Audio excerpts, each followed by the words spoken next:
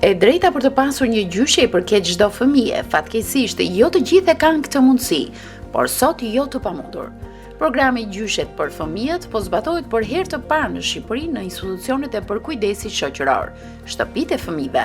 Sot ne kemi ndërtuar një fondacion i cili është i tërë shqiptar, pavarësisht se të tre bashkëthemeluesit janë mes Amerikës dhe Shqipërisë. Dhe pikërisht ne kemi tentuar dhe kemi filluar me 4 institucione rezidenciale, që do të thotë të gjithë fëmijët e institucioneve të kenë mundësi të kenë një gjysh.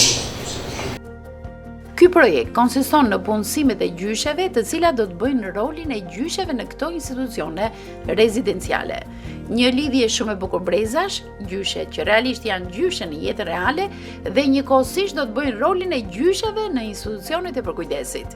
Jam përfshirë në këtë fondacion dhe jam shumë e lumtur, jam shumë e gëzuar, sepse ndjeshja që kisha akoma energji dhe nuk punosha, mund të isha prapë diçka. Edhe jam shumë e lumtur që jam përfshirë në këtë punë kaq të bukur, cilën unë e kam bërë më përpara, kam punuar edukatore në një kopsht. Gjyshet janë gjithmonë të dashura, e roli i gjysheve kanë gjithmonë të dashur dhe ja afrohen për fëmijë. Mua më ndryshoi jeta.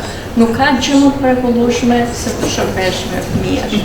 Unë kam 11 patë mbesa dhe jam e plotësuar, por kjo ishte një mrekulli tjetër. Rruga për të hyrë në zemrën e njeriut është dashuri. Ne asistuam në çeljen e këtij programi në Shkodër në një ceremoni e cila më shumë se sa zyrtare ishte shpirtërore, plot mesazhe dhe shpresëdhënëse. Mësoni më shumë duke na ndjekur të premten, datë 3 tetor, ora 21, në emisionin Arom Shkodre të TV1 Channel.